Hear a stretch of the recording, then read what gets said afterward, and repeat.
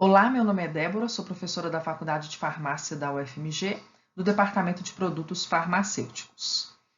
Essa é uma aula da disciplina Tópicos em Ciências Farmacêuticas C, Biotecnologia Farmacêutica, Medicamentos Biológicos.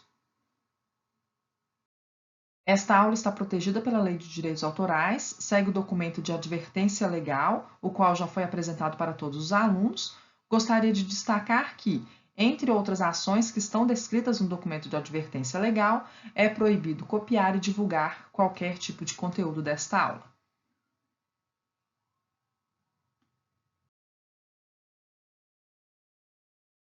Bom, o outro tipo de cromatografia que a gente vai ver é a cromatografia de afinidade. Em que fundamenta-se essa técnica?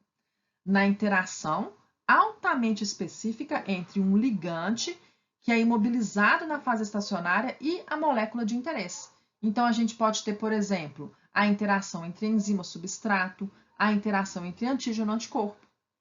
Esse ligante, então, ele vai ser imobilizado nesse suporte, que é a matriz porosa, e o outro componente vai se ligar de forma seletiva nesse ligante, que vai ser a proteína que vai estar presente na solução, com diversos outros elementos, e a proteína que a gente tem o interesse de purificar, ok?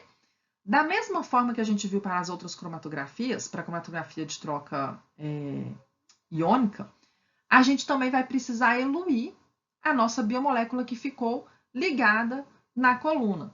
Como que a gente pode fazer isso? A gente pode fazer isso a partir da adição de ligantes que competem pelos sítios de ligação da fase estacionária ou da própria biomolécula, ou então a gente pode fazer isso através da alteração nas condições da fase móvel, como, por exemplo, alterando o valor de pH ou o valor da temperatura. Por quê? Porque a alteração desses parâmetros pode fazer com que a gente tenha uma redução na afinidade. E a cromatografia de afinidade ela é extremamente importante porque ela é capaz de permitir a separação de uma proteína a partir de uma amostra biológica muito complexa. Então, ela é muito interessante para ser utilizada nas etapas iniciais do processo de recuperação e purificação. Então, na etapa de recuperação, que também pode ser chamada de captura, ela vai ser bastante utilizada. Um tipo de cromatografia de afinidade que é muito importante quando a gente pensa em biofármacos é a cromatografia que utiliza a proteína A.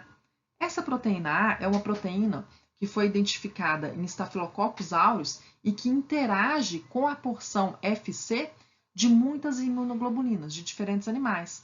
Então, a gente utiliza a cromatografia com proteína A, ou seja, a cromatografia na qual a gente tem a fase estacionária e nessa fase estacionária a gente tem ligada a proteína A. A gente utiliza esse tipo de cromatografia muito para purificação em larga escala mesmo, em escala industrial, de anticorpos monoclonais. Porque os anticorpos monoclonais, eles apresentam a porção Fc. E essa porção Fc vai interagir com a proteína A. Então, a gente consegue fazer a purificação de anticorpos monoclonais logo no início do processo. Isso é muito interessante porque a gente, logo de início, a gente já consegue eliminar uma grande quantidade de contaminantes. Porque como é uma ligação específica, a gente vai ter a interação principalmente dos anticorpos monoclonais. É diferente, por exemplo, quando a gente pensa em uma cromatografia de troca iônica. Na cromatografia de troca iônica, em que a gente vai separar as moléculas por carga, se a gente for utilizar esse tipo de cromatografia no início do processo, a gente vai ter uma purificação, mas ela não vai promover uma purificação tão grande quanto essa purificação da afinidade. Por quê? Nessa amostra, a gente vai ter a presença de diferentes proteínas que apresentam uma carga mais ou menos parecida. Então, a gente não vai conseguir promover o mesmo nível de separação quando a gente utiliza essa cromatografia de afinidade. Então, aqui a gente tem a representação de uma cromatografia de afinidade em que a gente tem a interação do anticorpo com o seu antígeno. A gente tem a representação também de um tipo de cromatografia de afinidade, agora não com o anticorpo, mas com uma molécula biológica que interage, por exemplo, que pode ser uma enzima e aqui o substrato da enzima. E aí a gente consegue fazer a ligação específica. Os outros componentes, eles vão passar e eles não vão ficar ligados na coluna, na fase estacionária. Então, aqui a gente tem o início do processo cromatográfico por afinidade. Então, a gente tem aqui a representação da esfera com os ligantes. Quando a amostra ela começa a ser inserida na coluna, a gente vai ter a interação específica somente daquelas biomoléculas que apresentam uma afinidade pelo ligante. E as outras biomoléculas elas vão passar através da coluna. Aqui no cromatograma, a gente tem aqui então o ponto de inserção da amostra, o ponto de aplicação da amostra na coluna. A amostra ela começou então a passar através da coluna e aqui a gente tem um aumento da absorção a 280 nanômetros, porque todas essas moléculas que não interagem e que saem da coluna, elas são identificadas e são representadas aqui como esse aumento da absorção a 280. Então, depois que todas essas moléculas saíram, a gente continua passando uma solução móvel, e aí aqui a gente tem, então, uma diminuição da absorção, porque agora nenhuma proteína mais está passando, né? Todas as proteínas já saíram, as que não interagiram com a coluna. E aí, nesse ponto aqui, a gente tem somente essas proteínas ligadas. Então, elas não saíram ainda da coluna. Para que a gente consiga fazer com que ocorra o deslocamento dessas proteínas e a obtenção dessas proteínas no final da coluna, o que a gente tem que fazer? A gente pode, por exemplo, adicionar um outro ligante que vai competir por esse ligante, né? E aí, por competição, ele poderia interagir aqui, fazendo com que essas proteínas se desloquem. A gente também pode alterar o pH, alterar a temperatura, aí a gente tem uma modificação da afinidade dessa biomolécula por esse ligante, e aí a gente pode ter uma diminuição dessa afinidade e essa biomolécula se desligar do ligante, sendo obtida, então, no final da coluna, como sendo a proteína é eluída, né? E aí ela é obtida e é identificada aqui com o aumento da absorção. Agora, então eu vou falar para vocês sobre o princípio da cromatografia de interação hidrofóbica. Esse tipo de cromatografia baseia-se na interação de proteínas com cargas apolares presentes na matriz da coluna cromatográfica. Então, aqui a gente tem a fase estacionária, aqui nós temos, então, a matriz com grupos apolares ligados. E a gente vai ter, então, a interação de proteínas com regiões hidrofóbicas com esses grupos hidrofóbicos aqui da matriz. De forma que a gente vai conseguir fazer uma separação das proteínas de acordo com a hidrofobicidade das mesmas. Bom, as proteínas que a gente estuda são as proteínas globulares. Essas proteínas elas têm uma estrutura tridimensional, uma estrutura quaternária, de forma que a maioria dos resíduos hidrofóbicos vão ficar no interior da proteína e os resíduos hidrofóbicos, que nesse caso do citocromo C, aqui a gente tem a estrutura tridimensional representada dessa proteína. Nesse caso, aqui os resíduos que são representados em amarelo são resíduos hidrofóbicos. Então, aqui na superfície, a gente pode ter a presença de resíduos hidrofóbicos e esses resíduos, eles são protegidos por uma camada de solvatação de água. Então, é uma camada em que a gente tem a disposição de moléculas de água altamente organizada. Aqui a gente tem um exemplo de um ácido graxo, que é uma cadeia apolar, e aqui a disposição de uma camada de solvatação, em que as moléculas de água ficam altamente organizadas. Então, a gente também tem a formação dessa estrutura de solvatação ao redor dos resíduos que são hidrofóbicos nas proteínas, ok? Dessa forma, a gente tem que as proteínas podem ficar solúveis, né? E não interagir uma com as outras, através dessas regiões hidrofóbicas. Então, ok. Então, a gente tem as proteínas com essas estruturas, elas podem ter esses resíduos hidrofóbicos na superfície e tem a camada de solvatação da água, que vai fazer com que uma não interaja com a outra e não leve à formação de agregados. Bom, essa é a situação ideal, né? As proteínas não interagirem e ficar de forma solúvel. Ok. Nessa cromatografia de interação hidrofóbica, o que a gente quer? A gente quer que ocorra a interação hidrofóbica. Então, o que a gente precisa? A gente vai precisar dispor esses resíduos hidrofóbicos. Como que isso pode ser feito? Através da utilização de uma solução com uma alta concentração de sal. Então, as proteínas, quando elas forem ser uma amostra proteica que for ser aplicada em uma cromatografia de interação hidrofóbica, essa amostra precisa estar em uma solução com uma alta concentração salina, como, por exemplo, NaCl, cloreto de sódio. Quando a gente tem uma alta concentração de cloreto de sódio, por exemplo, o que vai acontecer? As moléculas de solvatação, elas vão ser utilizadas para fazer a solvatação desses íons. E aí a gente vai ter a exposição de resíduos hidrofóbicos.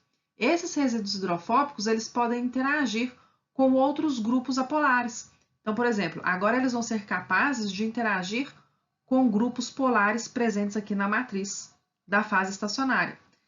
A proteína, ela também pode interagir uma macromolécula com a outra, levando à formação de agregados. Quando a gente tem a formação desses agregados de proteína, que são muitas moléculas que ligam uma na outra, a gente tem a precipitação das proteínas, que também é uma forma que a gente tem para fazer a concentração de proteínas, porque aí as proteínas elas se agregam e a gente consegue fazer a separação dessas macromoléculas agregadas do restante do líquido. Então, a gente pode conseguir fazer uma etapa de concentração. Mas aí, quando a gente tem, o grande problema é que quando a gente tem essa agregação dessas proteínas, a gente pode ter uma alteração da estrutura. Então, não é interessante que a gente forme esses agregados. Mas quando a gente tem a exposição desses resíduos, isso pode acontecer. Bom, então aqui nessa cromatografia de interação hidrofóbica, o que é interessante a gente fazer? É importante a gente conseguir determinar a partir de qual ponto de solução salina, de concentração de sal, em que a gente vai ter a precipitação da proteína, para que na realização dessa cromatografia a gente não utilize uma concentração salina tão elevada que promova a precipitação.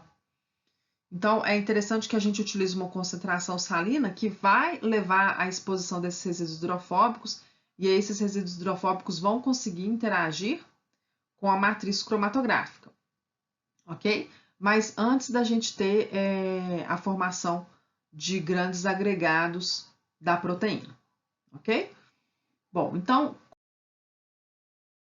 como que vai ocorrer a cromatografia de interação hidrofóbica?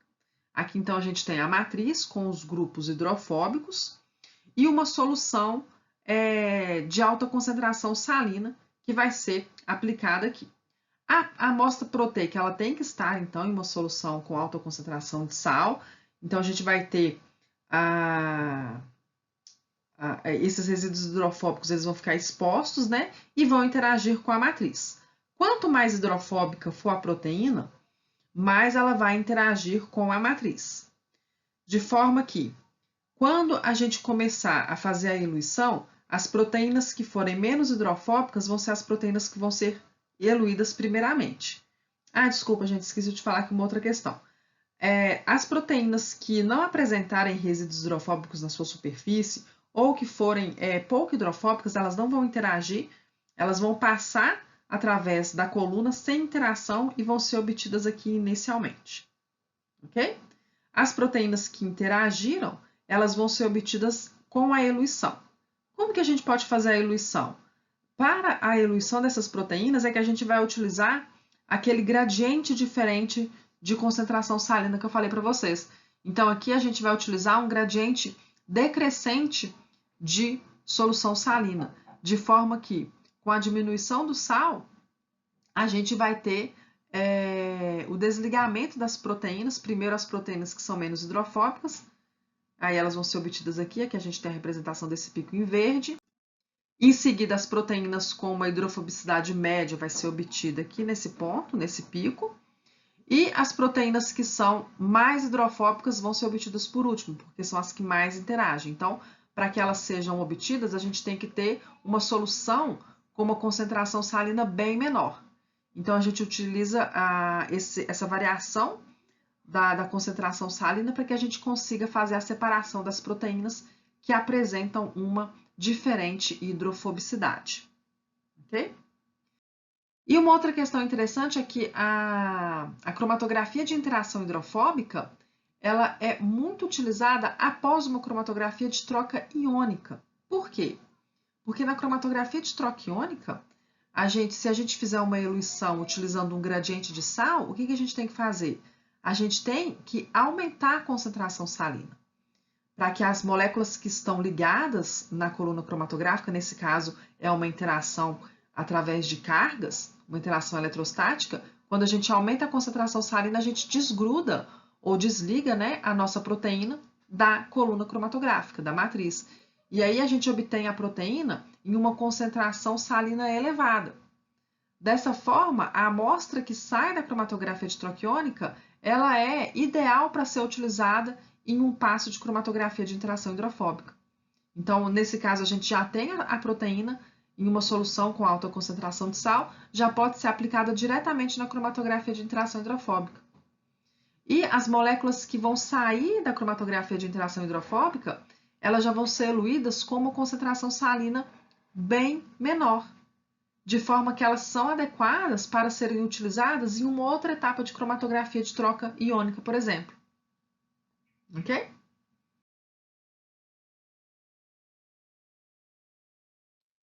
Pessoal, da mesma forma que a gente viu para os bioreatores, que a gente tem uma tendência na utilização de dispositivos de uso único, para as colunas cromatográficas, isso também está ocorrendo. Então, a gente tem colunas cromatográficas que são colunas para utilização de uso único. Então, elas já são estéreis, elas já são validadas, e acaba que quando a gente considera o processo global, o processo produtivo global, todos os custos que são envolvidos, tem se demonstrado uma vantagem na utilização desses dispositivos single-use. Bom, então, o que a gente viu até agora, a gente falou nessa última parte da aula sobre a cromatografia, e agora eu vou falar um pouquinho sobre a contaminação viral. Quando a gente pensa em produtos biológicos cuja produção envolve o uso de material de origem humana ou animal, a gente tem um risco de contaminação viral. Então, para os biofármacos, quando a gente utiliza as linhagens celulares de mamíferos, há esse risco de contaminação viral. E como eu falei no início da aula, a gente tem aquela etapa de filtração esterilizante, mas é uma etapa em que a gente vai utilizar filtros de 0,22 micrômetros ou menor, mas a gente não vai conseguir garantir que os vírus sejam eliminados, de forma que a gente precisa de outras estratégias que promovam a eliminação de vírus. Essas estratégias elas podem ser através da remoção viral ou da inativação viral. A remoção viral consiste na separação física das partículas virais do fluxo líquido. Isso pode ser feito através de filtração, por exemplo, com nanofiltração. E a outra estratégia é através da inativação, que consiste na morte ou na transformação dos contaminantes em não infecciosos. Bom, para a inativação, a gente pode utilizar métodos químicos, como, por exemplo, detergentes, utilização de um pH baixo. Então, no processo produtivo de um biofármaco, é essencial que sejam acrescentadas etapas que garantam a eliminação de vírus. E essas etapas têm que ser validadas. Como eu falei, quando é validado, tem que ser demonstrado que aquela etapa realmente é eficaz em eliminar o vírus. Para que ocorra esse processo de validação, no processo produtivo downstream, são acrescentados uma quantidade conhecida de vírus de forma deliberada, é acrescentada essa quantidade de vírus, e aí é necessário se demonstrar através de ensaios que esses vírus eles realmente são eliminados. Então, isso é feito para que ocorra uma garantia da eliminação de vírus no processo produtivo dos biofármacos. Agora eu vou mostrar para vocês um esquema geral, um exemplo de um processo downstream para recuperação e purificação de um anticorpo monoclonal. Então, aqui é um exemplo de uma sequência de etapas que a gente pode utilizar. É somente um exemplo, isso daqui pode variar bastante. Bom, então a gente começa com a etapa de clarificação, que pode ser através de filtração ou centrifugação. Em seguida, a gente tem a etapa de recuperação, que também pode ser denominada captura. E aí, qual que é a técnica que a gente pode utilizar quando a gente pensa em anticorpo monoclonal? A principal técnica que vai ser utilizada nessa etapa é a cromatografia de afinidade com proteína A. Por quê? Porque com isso a gente vai conseguir remover água, remover proteínas da célula hospedeira, lipídios, DNA, vírus. A gente consegue eliminar um tanto de impureza com esse tipo de cromatografia. Em seguida, a gente pode ter uma etapa de inativação viral, a baixo pH, por exemplo. Na purificação intermediária, a gente pode utilizar uma cromatografia de troca iônica. A gente pode utilizar uma cromatografia de troca aniônica ou catiônica. A gente pode utilizar também dois tipos de cromatografia. Visando remover proteínas da célula hospedeira, também podemos remover DNA, vírus. Bom, em seguida, a gente pode ter um polimento, fazendo-se uma cromatografia de exclusão molecular. E aí a gente tem, nessa etapa, o que é bastante importante, né? O que é mais...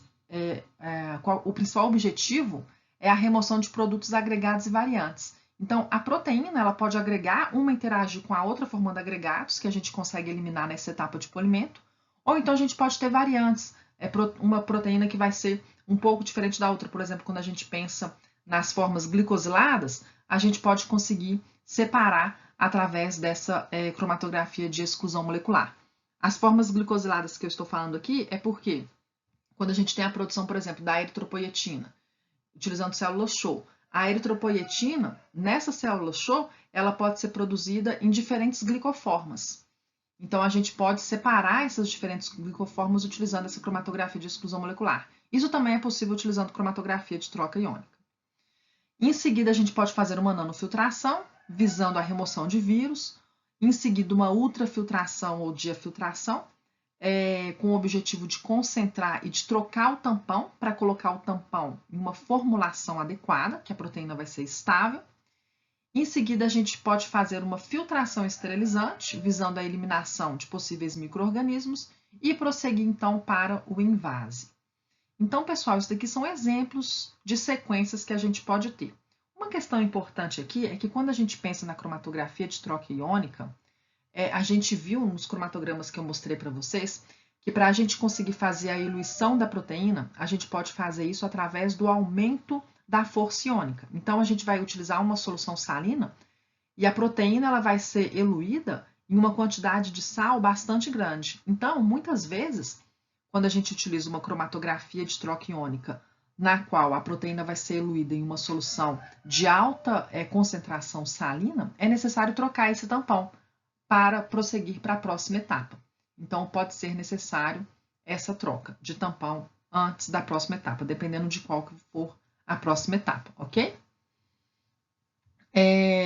Nesse caso aqui, que em seguida a gente tem uma cromatografia de exclusão molecular, a gente pode, dependendo da estabilidade da proteína, se ela ficar estável nessa solução salina, que é mais concentrada, a gente pode passar diretamente para uma cromatografia de exclusão molecular e pode funcionar, porque aqui a gente vai fazer uma separação em função do tamanho, então pode ser que aquela alta concentração de sal presente na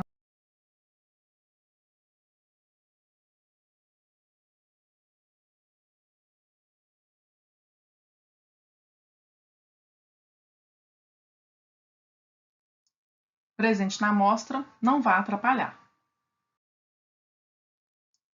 Presente na amostra não vai atrapalhar. Aqui nós temos um outro exemplo para uma proteína glicosilada. Aí, no caso, então, a diferença principal é que não é um anticorpo monoclonal, então a gente não vai conseguir fazer aquela etapa de cromatografia utilizando a proteína A. Então, acaba que a gente vai precisar de acrescentar mais etapas cromatográficas, normalmente. Bom, nessa etapa, a gente não vai utilizar aquele tipo de cromatografia em que a gente tem a cauda de histidinas para interagir com o metal. A cauda de histidina é capaz de interagir com metais que sejam imobilizadas na fase estacionária. A gente não utiliza esse tipo de cromatografia porque a cauda de histidinas ela é imunogênica. Então, a gente não acrescenta esse tipo de estrutura nos biofármacos. E também porque se a gente acrescentasse, a gente iria alterar a sequência nativa da proteína. Então, a gente sempre visa produzir a proteína com a sequência de resíduos de aminoácidos o mais similar possível à sequência da proteína presente naturalmente no nosso organismo. A não ser que a gente queira modificar para fazer com que a proteína adquira funções, tanto características farmacocinéticas ou farmacodinâmicas otimizadas. Aí a gente pode tentar fazer esse tipo de modificação. Então, vamos lá, ver qual que são as etapas que a gente pode utilizar. Então, começamos com a etapa de clarificação, e em seguida a gente pode ter uma ultrafiltração ou diafiltração. Para quê? Para que a gente faça tanto uma concentração quanto uma troca de tampão, para que aí essa amostra possa ser utilizada em uma primeira etapa de cromatografia de troca iônica. Nessa cromatografia de troca iônica, a gente precisa de colocar em um tampão adequado, porque, como a gente viu, a carga da proteína depende do pH. Então, a gente tem que colocar a proteína em uma solução que tem um pH adequado para que ela tenha a determinada carga. Então, por isso que a primeira etapa aqui, ela consiste em uma ultrafiltração de filtração. Então, em seguida, a gente passa para essa etapa de recuperação ou captura de cromatografia de troca iônica. E aí a gente tanto pode utilizar uma cromatografia de troca aniônica, catiônica, isso vai depender de cada proteína. Em seguida, a gente pode fazer uma nanofiltração, visando-se a remoção de vírus, uma ultrafiltração de filtração para concentração e troca de tampão. Aqui nesse caso, a troca de tampão é porque a gente obteve aqui, a partir da cromatografia de troca iônica, uma solução em uma alta concentração salina. Então, a gente faz a troca de tampão para passar para a próxima etapa, que pode ser uma outra cromatografia de troca iônica.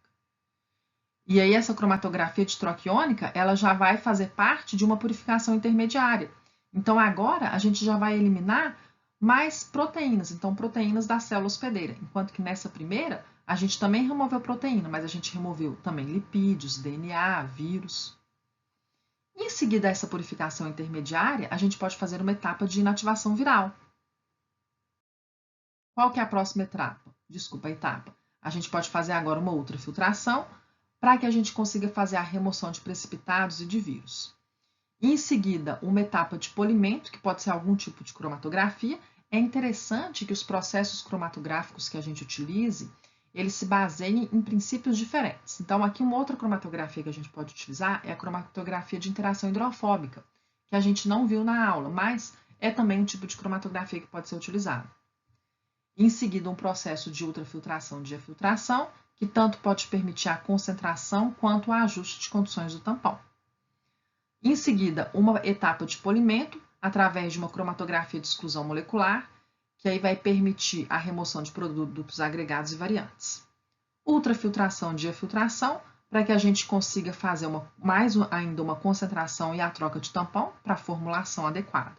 Filtração esterilizante, em seguida nós temos o invase. Ok? Então é isso, pessoal. Obrigada pela atenção de todos.